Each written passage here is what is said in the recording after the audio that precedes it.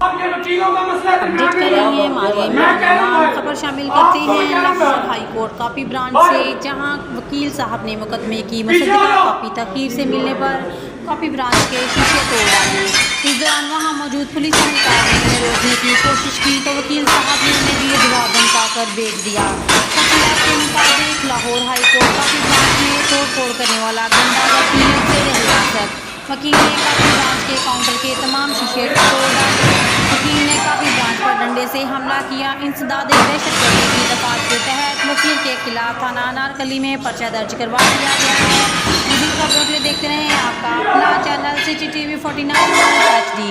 हमारे चैनल को सब्सक्राइब करना मत भूलिए। हमारे चैनल पर लेटेस्ट खबरों के लिए हमारे चैनल को सब्सक्राइब करें, लाइक करें और शेयर करें। शुक्रिया।